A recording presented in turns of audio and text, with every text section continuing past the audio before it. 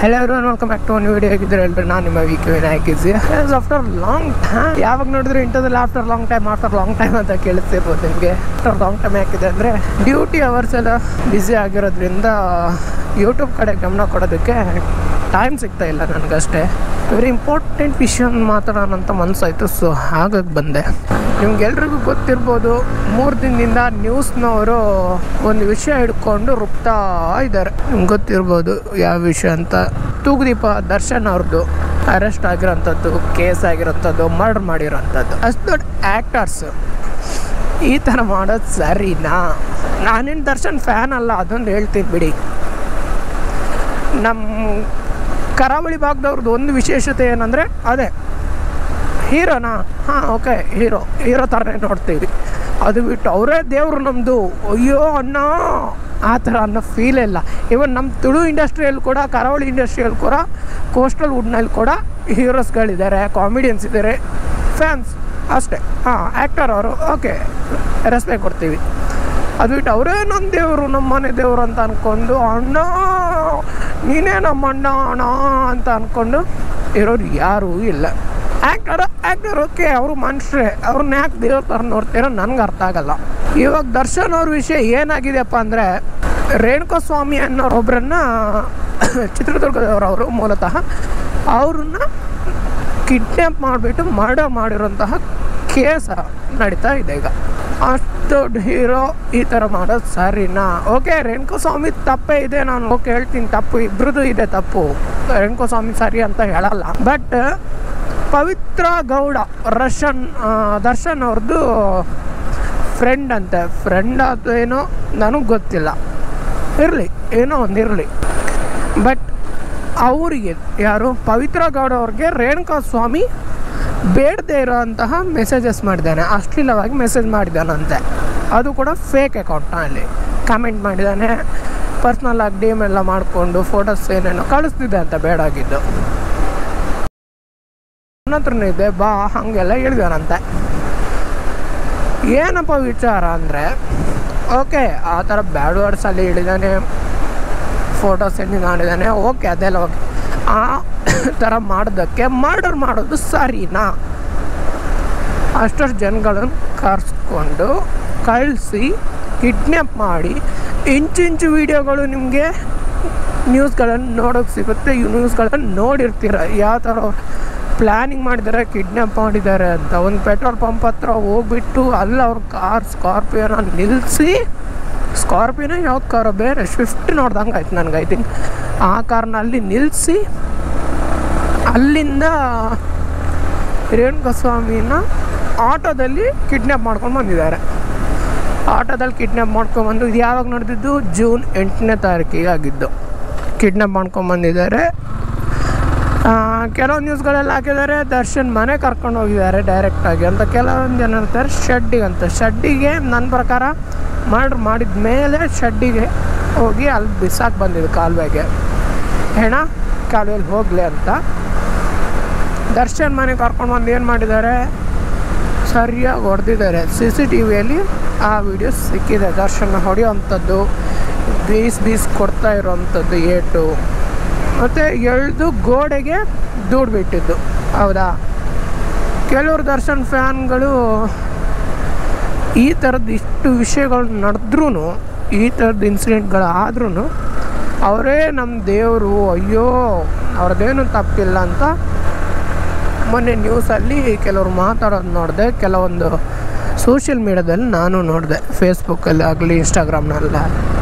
ಯಾಕೆ ಗುರು, ಯಾಕೆ ಮಾಡಿರೋ ತಪ್ಪು, ಇಬ್ಬರು ತಪ್ಪು ಮಾಡಿದಾನಂತ ರೇಣುಕಾಸ್ವಾಮಿನ ಕೊಲೆ ಮಾಡೋದಂತೂ ದೊಡ್ಡ ತಪ್ಪೆ. ನಾನು ಹೇಳೋದಂತ ಓಪನ್ ಆಗಿ ಹೇಳ್ತೀನಿ, ಕೊಲೆ ಒಂದು ಮಾಡಬಾರ್ದಿತ್ತು. ಬೇಕಾದರೆ ಹೊಡೀಲಿ, ವಾರ್ನಿಂಗ್ ಕೊಡಲಿ, ಇಲ್ಲಾಂದ್ರೆ ಡೈರೆಕ್ಟಾಗಿ ಸ್ಟೇಷನ್ಗೆ ಕಂಪ್ಲೇಂಟ್ ಕೊಡೋದಪ್ಪ, ಸೈಬರ್ ಕ್ರೈಮ್ ಆಗಿದೆ, ಈ ಥರ ಮಾಡಿದ್ದಾನೆ ಒಬ್ಬಳು ಹುಡುಗಿಗೆ ಅಂತ ಒಂದು ಹೋಗಿ ಕಂಪ್ಲೇಂಟ್ ಕೊಡ್ಬೋದಿತ್ತಲ್ವ. ಅದು ಬಿಟ್ಟು ಎಷ್ಟು 13 ಜನ ಎಷ್ಟೋ ಜನರನ್ನ ಕಳಿಸ್ಬಿಟ್ಟು ಹೊಡಿಯೋಂಥದ್ದು ಅದೆಲ್ಲ ಸರಿನಾ? ಓಕೆ ಹೊಡೀಲಿ, ಪೆಟ್ಟು ತಿಂದೆ ಮನುಷ್ಯನಿಗೆ ಬುದ್ಧಿ ಬರಲ್ಲ, ಅದು ಈಗಿರೋ ಕಲಿಯುಗದ್ದು ಹಣೆ ಬರ. ಏನು ಮಾಡೋದು, ಕಲಿಯುಗದಲ್ಲಿ ಇರೋರು ಎಲ್ಲರೂ ತಪ್ಪು ಮಾಡ್ತಾರೆ, ಅವ್ರಿಗೆ ಒಂದೆರಡು ಕೊಟ್ರೇ ಬುದ್ಧಿ ಬರೋದು, ಕೆಲವ್ರಿಗೆ ಕೊಟ್ರೂ ಬುದ್ಧಿ ಬರೋಲ್ಲ, ಅದು ಪ್ರಶ್ನೆ ಬೇರೆ. ಬಟ್ ಇವ್ರು ಕೊಟ್ರ ಓಕೆ, ಕೊಟ್ಟು ಸುಮ್ಮನೆ ಬಿಡ್ಬೋದಿತ್ತು. ಅದು ಬಿಟ್ಟು ಅವನ್ನ ಕೊಲ್ಲೋ ಥರ ಹೊಡೆದಿದ್ದಾರೆ ಅಂದರೆ ಅರ್ಥನೇ ಇಲ್ಲ ಅದಕ್ಕೆ. ಅವನು ಒಂದು ಲೈಫ್ ಅಲ್ವಾ. ಇವಾಗ ನೋಡಿ ಪಾಪ 5 ತಿಂಗಳು ಗರ್ಭಿಣಿ ಇರೋಂತಹ ಗರ್ಭಿಣಿ ಇರೋಂಥ ಅವನ ಹೆಂಡತಿ ಯಾರ್ದು, ರೇಣುಕಾ ಸ್ವಾಮಿ ಈಗ ಗರ್ಭಿಣಿ ಹೆಂಡತಿಗೆ ಯಾರು ದಿಕ್ಕು ದೇಸೆ ಪಾಪ, ಅವನ ಅಪ್ಪ ಅಮ್ಮಂಗೆ ಯಾರು ದಿಕ್ಕು ದೇಸೆ? ದುಡಿತಿರೋಂಥ ಒಬ್ಬನೊಬ್ಬನೇ ಮನುಷ್ಯ ಮನೆಯಲ್ಲಿದ್ದರೆ ಯಾರು ದಿಕ್ಕು ದೇಸೆ ಅಂತ ನಾನು ಕೇಳೋದು ಅಷ್ಟೇ. ನಾನು ರೇಣುಕಾ ಸ್ವಾಮಿನ ಸಪೋರ್ಟಾಗಿ ಮಾತಾಡ್ತಿಲ್ಲ, ಬಟ್ ಅವ್ರ ಮನೆಯವ್ರಿಗೆ ಸಪೋರ್ಟ್ ಮಾಡಿ. ಅವ್ರು ಏನು ತಪ್ಪು ಮಾಡ್ತೀರಿ ಇವಾಗ ಪಾಪ? ಅವ್ರಿಗೆ ಈಗ ಏನು ಪರಿಹಾರ? ಇನ್ನು ಭೂಮಿನೇ ನೋಡ್ದಿರೋಂಥ ಆ ಸಣ್ಣ ಮಗು ಏನು ತಪ್ಪು ಮಾಡುತ್ತಾಗಾದ್ರೆ ಪಾಪ? ಅದಕ್ಕೀಗ ಯಾರನ್ನಪ್ಪ ಅಂತ ಕರೀತೆ ಅಲ್ವಾ? ಆ ಮಗು ಹುಟ್ಟಿದ ಮೇಲೂ ದೊಡ್ಡದಾದ್ಮೇಲೂ ಆ ಮಗುಗೊಂದು ವಿಷಯ ಗೊತ್ತಾಗೋದಾಗುತ್ತೆ ಅಲ್ವಾ? ಸಣ್ಣ ಮಗು ಇರುವಾಗ ಒಂದು ಐಡಿಯಾಸ್ ತಲೆಯಲ್ಲಿ ಏನು ಇರಲ್ಲ, ಬಟ್ ದೊಡ್ಡವನಾದ್ಮೇಲೆ ಅಥವಾ ದೊಡ್ಡವಳಾದಮೇಲೆ ಆ ಮಗುಗೆ ವಿಷಯ ಗೊತ್ತಾಗೋದಾಗುತ್ತೆ ಅಲ್ವಾ? ಫ್ಯಾಮಿಲಿಯವರು ಇವರು ಈ ಥರ ಬಂದು ಹೊಡೆದ್ರು, ಮರ್ಡ್ರ್ ಮಾಡಿದ್ರು ಅಂತ ವಿಷಯ ಎಲ್ಲ ಗೊತ್ತಾದ್ರೆ ಹೆಂಗಿರ್ಬೋದು ಆ ಸಿಚುವೇಶನ್ ಪಾಪ? ಮನೇಲಿ ಒಬ್ಬನೇ ದುರಿತಿರೋಂತಹ ರೇಣುಕಾ ಸ್ವಾಮಿ ಅವರು ಇವಾಗ ಮನೆಗೆ ಆಧಾರ ಯಾರು? ಮನೇನ ಸಾಕೋರು ಯಾರು ಪಾಪ? ಒಂದೊಂದು ವೀಡಿಯೋಸ್ ನೋಡಿದೆ, ತುಂಬ ಬೇಜಾರಾಯಿತು. ಅಷ್ಟು ಹೊಡೆದಿದ್ದಾರೆ, ಆ ಥರ ಚಿತ್ರ ಹಿಂಸೆ ಕೊಟ್ಟಿದ್ದಾರೆ. ಸಿಗ್ರೆಟ್ನಲ್ಲಿ ಕಣ್ಣಿಗೆ ಬಾಯಿಗೇನೋ ಸುಟ್ಟಿದ್ದಾರೆ ಅಂತ ಹೇಳ್ದಂಗಿತ್ತು. ಬಟ್ ಅದು ಏನಂತ ನಂಗೆ ಕರೆಕ್ಟಾಗಿ ಗೊತ್ತಿಲ್ಲ. ಕರೆಕ್ಟಾಗಿರದೆ ಅದನ್ನ ಹೇಳೋದಕ್ಕಾಗಲ್ಲ, ಮಾತಾಡೋದಕ್ಕೂ ಆಗಲ್ಲ ಅದ್ರ ಬಗ್ಗೆ. ಬಟ್ ಆ ಥರ ಚಿತ್ರ ಹಿಂಸೆ ಕೊಟ್ಟು ಸಾಯಿಸೋದಂದರೆ ಹೆಂಗಾದರೂ ಮನ್ಸು ಬರ್ಬೋದು ಅಂತ ನಾನು ಹೇಳ್ತೀನಿ ಅಷ್ಟೇ. ಈ ವಿಡಿಯೋನ ಇವಾಗ ಯಾರಾದರೂ ನಾರ್ತ್ ಕರ್ನಾಟಕ ಸೈಡ್ನವ್ರು ಯಾರಾದರೂ ನೋಡಿದ್ರೆ, ಅಥವಾ ಬ್ಯಾಂಗ್ಳೂರ್ ಸೈಡ್ ಆ ಕಡೆಯವರೆಲ್ಲ ದರ್ಶನ್ ಫ್ಯಾನ್ ಅಭಿಮಾನಿಗಳು ಬೇಡ ಕಮೆಂಟ್ಸ್ ಮಾಡ್ತಾರೆ. I don't care bro, okay. But ಇಬ್ರದ್ದು ತಪ್ಪಿರುವಾಗ ನೀವು ದರ್ಶನ್ ಒಬ್ಬನಿಗೆ ಸಪೋರ್ಟ್ ಮಾಡ್ಕೊಂಡಿರೋವಂಥದ್ದು ತಪ್ಪು, ಗೊತ್ತಾಯ್ತಲ್ವ? ನಾನು ಹೇಳೋದು ಅಷ್ಟೇ. ರಾಂಗೆ ದರ್ಶನ್ ಮಾಡಿ ಜಸ್ಟ್ ಮೆಸೇಜಸ್ ಮಾಡಿದ್ದಾನೆ, ಈ ಥರ ಕಮೆಂಟ್ಸ್ ಮಾಡಿದ್ದಾನೆ ಅಂದಿದ್ದಕ್ಕೆ ಆ ಥರ ಹೋಗ್ಬಿಟ್ಟು ಹೊಡೆದು ಮರ್ಡರ್ ಮಾಡಿ ಚಿತ್ರ ಹಿಂಸಿದೆ. ದರ್ಶನ್ ಸಣ್ಣವರಿಂದ ಬೆಳೆದಿರೋ ರೀತಿ ಅವ್ರಿಗೆ ಗೊತ್ತು, ಅಂದರೆ ಕಷ್ಟಪಟ್ಟು ದೊಡ್ಡ ಜನ ಆಗಿರೋವಂಥದ್ದು.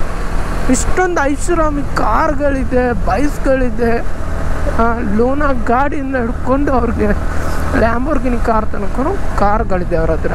ಬಟ್ ದುಡ್ಡು ಬಂದ ಕೂಡಲೇ ಮದ ಇರುತ್ತೆ ಅಂತಾರಲ್ಲ, ಅದು ನಿಜ ಆಗೋಯ್ತು ಇವಾಗಿನ ಕಾಲದಲ್ಲಿ. ದುಡ್ಡು ಬಂತು ಅಂತ ಹಾರಾಡೋದಲ್ವಾ? ಯಾರಾಗಲಿ ಕೈಯಲ್ಲಿ ದುಡ್ಡು ಬಂದ ಕೂಡಲೇ ಲಿಮಿಟ್ ಇರಬೇಕು, ಕಂಟ್ರೋಲಲ್ಲಿ ಇರಬೇಕು. ಅದು ಬಿಟ್ಟು ದುಡ್ಡಿದೆ ಅಂತ ಅಂದ್ಕೊಂಡು ನಾವು ಮಾಡಿದ್ದೇ ಸರಿ ಅಂತ ಹೋದರೆ ಪಾಪ ಬಡಪಾಯಿಗಳ ಮನೆಗೆ ಬಾಗ್ಲಾಗ್ದಂಗೆ ಹೋಗುತ್ತೆ ಅಷ್ಟೇ. ದಯವಿಟ್ಟು ನಾನು ಹೇಳೋದೇನಪ್ಪ ಅಂದರೆ, ತಪ್ಪು ಮಾಡಿದಾರಾ ಓಕೆ, ಅವ್ರಿಗೆ ಕೊಟ್ಟು ಆಮೇಲೆ ಬೇಕಾದ್ರೆ ಪೊಲೀಸ್ ಸ್ಟೇಷನ್ ಒಪ್ಪಿಸಿ. ಅದು ಬಿಟ್ಟು ನ್ಯಾಯ ನೀವು ಕೈಯಲ್ಲಿ ತೊಗೊಳಕ್ಕೆ ನೀವು ಯಾರು? ನೀವು ನ್ಯಾಯ ಕೈಯಲ್ಲಿ ತೊಗೊಂಡ್ರೆ ಹಾಗಾದರೆ ನ್ಯಾಯಾಲಯ ಅಂತ ಇರೋದು ಯಾವುದಕ್ಕೆ? ಹೆಸರು ಮಾತ್ರನಾ ನ್ಯಾಯಾಲಯ ಅಂತ ಇರೋದು ಅಲ್ವಾ? ಥಿಂಕ್ ಮಾಡಬೇಕು ಈ ವಿಷಯದ ಬಗ್ಗೆ. ಅದರಲ್ಲೂ ಇವರು ಎಷ್ಟೊಂದು ಪ್ಲ್ಯಾನ್ ಮಾಡಿದಾರೆ ಅಂದರೆ, ದರ್ಶನ್ ಮತ್ತು ದರ್ಶನ್ ಗ್ಯಾಂಗ್ನವರು ಪೊಲೀಸ್ಗಳಿಗೆ ದುಡ್ಡು ಕೊಡೋದು, ಡಾಕ್ಟರ್ಸ್ಗಳಿಗೆ ದುಡ್ಡು ಕೊಟ್ಟು ಇನ್ಫ್ಲುಯೆನ್ಸ್ ಎಲ್ಲ ಮಾಡ್ಕೊಳ್ಳೋದಕ್ಕೆ, ಲಾಯರ್ಗೆ ಇನ್ಫ್ಲುಯೆನ್ಸ್ ಮಾಡೋದಕ್ಕೆಲ್ಲ ತುಂಬ ಪ್ರಯತ್ನ ಪಟ್ಟಿದ್ದಾರೆ. ಡಾಕ್ಟರ್ಗೂ ಏನೋ 1 ಕೋಟಿ ಕೊಟ್ಬಿಟ್ಟು ಏನೋ ಹೇಳೋದಕ್ಕೆ, ಹಾರ್ಟ್ ಪೇಷಂಟ ಏನೋ ಹೇಳ್ಬೇಕಂತ 1 ಕೋಟಿ ಕೊಡ್ತೀನಿ ಅಂತೆಲ್ಲ ಏನೋ ಇನ್ಫ್ಲುಯೆನ್ಸ್ ಮಾಡಿದ್ರಂತೆ. ಬಟ್ ಆ doctor one of the best ಇರಬೇಕು. ಡೈರೆಕ್ಟಾಗಿ ಪೊಲೀಸ್ರಿಗೆ ಕಾಲ್ ಮಾಡಿದ್ರಂತೆ, ಪೊಲೀಸ್ರಿಗೆ ಕಾಲ್ ಮಾಡಿದ್ದಾರೆ ಎಲ್ಲ ತಿಳಿಸಿದ್ರೆ.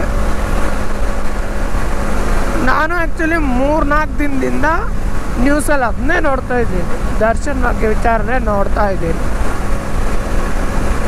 ಮತ್ತೊಂದು ಮೀಡಿಯಾಗಳಲ್ಲಿ ಏನಂದರೆ, ಇವಾಗ ಪ್ರಜ್ವಲ್ ರೇವಣ್ಣ ಕೇಸ್ ಏನಾಯ್ತಂತ ಯಾರಿಗೂ ಗೊತ್ತಿಲ್ಲ, ಎಲ್ಲಿ ಹೋಯ್ತು ಅನ್ನೋದೇ ಗೊತ್ತಿಲ್ಲ. ಈಗ ಯುವರಾಜ್ ಕುಮಾರ್ ಅವ್ರದ್ದು ಡೈವರ್ಸ್ ಆಯಿತು, ಮತ್ತು ನಿವೇದಿತಾ ಗೌಡ ಚಂದನ್ ಶೆಟ್ಟಿದ್ದು ಡೈವರ್ಸ್ ಆಯಿತು. ಓಕೆ, ಅದು ಡೈವರ್ಸ್ ವಿಷಯ ಹೋಗಲಿ, ಪರವಾಗಿಲ್ಲ. ಅದನ್ನು ರುಬ್ಬಿದ್ರು ಒಂದಿನ ಫುಲ್ಲು.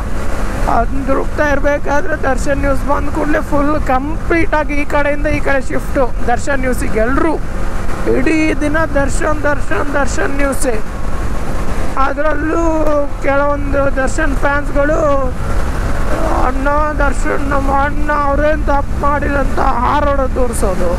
ಅಯ್ಯೋ, ಅದನ್ನೆಲ್ಲ ನೋಡಿಬಿಟ್ಟು ಜನಗಳು ಈ ಥರನ ಸೈಕ್ಗಳು ಇರ್ತಾರ ಅಂತ ನನಗೆ ಅನ್ನಿಸ್ತು ಅಷ್ಟೇ. ಏನಾಗಲಿ, ನ್ಯಾಯಾಲಯ ಕರೆಕ್ಟ್ ಆದಂಥ ಡಿಸಿಷನ್ ಕೊಡಲಿ ಅನ್ನೋದಷ್ಟೇ ನನ್ನ ಅಭಿಪ್ರಾಯ. ತಪ್ಪು ಮಾಡಿದವ್ರಿಗೆ ತಪ್ಪೇ, ಅವ್ರು ಎಷ್ಟೇ ದೊಡ್ಡ ಜನ ಆಗಿರಲಿ, ಅವರು ಯಾವ ಮಟ್ಟದವರೇ ಆಗಿರಲಿ, ಅವ್ರ ಹತ್ರ ಎಷ್ಟೇ ದುಡ್ಡು ಇರಲಿ, ಸರಿಯಾದಂತಹ ನ್ಯಾಯ ಕೊಡಿ ಅಂತ ನಾನು ಹೇಳೋದಷ್ಟೇ. ಪೊಲೀಸ್ನವರಾಗಲಿ ಅಥವಾ ನ್ಯಾಯಾಧೀಶರೇ ಆಗಲಿ, ನ್ಯಾಯಾಲಯನೇ ಆಗಲಿ, ನ್ಯಾಯ ಎಲ್ರಿಗೂ ಒಂದೇ. ಮನುಷ್ಯರೇ ದೊಡ್ಡ ಜನ ಆದ ಕೂಡಲೇ ಅವ್ರ ಹತ್ರ ದುಡ್ಡಿದೆ ಅಂದ್ಕೊಂಡ್ರೆ ನಾವು ಹೆಚ್ಚಾಗಿ ಅವ್ರ ಕಾಲಡಿ ಹೋಗೋದು ಸರಿಯಲ್ಲ. ಎಲ್ರಿಗೂ ಹೇಳೋಂಥ ಒಂದು ವಿಚಾರ ನಾನು ಏನಪ್ಪ ಅಂದರೆ, ಎಲ್ಲಾದ್ರೂ ನೀವು ಯಾರ್ದಾರು ಅಂಡರಲ್ಲಿದ್ದೀರಾ ಅಂತಿದ್ರೆ, ಅಂದರೆ ವರ್ಕ್ ಮಾಡ್ತಿದ್ದೀರಾ ಅಂತಿದ್ರೆ ಫ್ರೆಂಡ್ಲಿ ಆಗಿ ಹೇಳಿ. ರೆಸ್ಪೆಕ್ಟ್ ಎಲ್ಲಿ ಕೊಡಬೇಕಾ ಅಲ್ಲೇ ಕೊಡಿ. ಎಲ್ಲದರಲ್ಲೂ ರೆಸ್ಪೆಕ್ಟ್ ಕೊಡ್ಕೊಂಡು ಕುತ್ಕೊಳ್ಳೋಕೆ ಹೋದ್ರೆ ನಿಮ್ಗಾಗಾದ್ರೆ ಮರ್ಯಾದೆ ಇಲ್ವಾ ಹೇಳೋದನ್ನ? ನೀವು ದೊಡ್ಡ ಜನಗಳಲ್ವಾ? ನಿಮಗೂ ದೊಡ್ಡ ಜನ ಆಗಬೇಕು ಅನ್ನೋಂಥದ್ದು ಆಸೆ ಇರಲ್ವಾ? ಸೊ ಎಷ್ಟು ಬೇಕು ಅಷ್ಟೇ ರೆಸ್ಪೆಕ್ಟ್ ಕೊಡಬೇಕು. ಮನುಷ್ಯರ ಥರನ ಟ್ರೀಟ್ ಮಾಡಬೇಕು. ದುಡ್ಡಿದೆ ಅಂತ ಅವ್ರನ್ನ ದೇವರಾಗಿ ನೋಡ್ಕೊಳಕ್ಕೆ ಹೋಗ್ಬಾರ್ದು ಯಾವಾಗ.